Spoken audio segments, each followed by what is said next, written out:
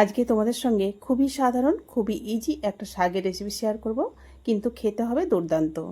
এখানে আমি কলমি শাক নিয়েছি, যেটা আগে থেকেই ধুয়ে পরিষ্কার করে ছোট ছোট করে কেটে নিয়েছি। গ্যাসটা জ্বালিয়ে কড়ার মধ্যে শাকটা দিয়ে টেস্ট অনুযায়ী লবণ আর খুবই সামান্য পরিমাণ হলুদ দিয়ে ঢাকনা দিয়ে সেদ্ধ হতে দিলাম 2 থেকে 3 মিনিট। মিডিয়াম হিটে সেদ্ধ করে নিয়ে শাকটা ঢেলে নিচ্ছি। ওই কড়াটা ধুয়ে নিয়ে গ্যাসের মধ্যে বসিয়ে পরিমাণ মতো তেল দিয়ে একটা বড় সাইজের পেঁয়াজ কুচি করে দিলাম, আর দিচ্ছি 2টো চেরা কাঁচা লঙ্কা, কয়েকটা রসুন কুচি আর 2 চামচ পরিমাণ চিলি ফ্লেক্স। তবে ঝালের পরিমাণটা যে যার পছন্দ অনুযায়ী বাড়িয়ে কমে নেবে, তবে শাকের মধ্যে একটু ঝাল ঝাল হলে বেশি ভালো লাগবে। পেঁয়াজটা 1 মিনিট নাড়িয়ে চাড়িয়ে নিয়ে 1 বাটি পরিমাণ চিংড়ি মাছ দিলাম, ওর মধ্যে সামান্য পরিমাণ লবণ দিয়ে আরও 1 মিনিট নাড়িয়ে চাড়িয়ে সেদ্ধ করা শাকটা দিলাম। শাকটা দেওয়ার পর 2 থেকে 3 মিনিট খুব ভালোভাবে নাড়িয়ে চাড়িয়ে নেব।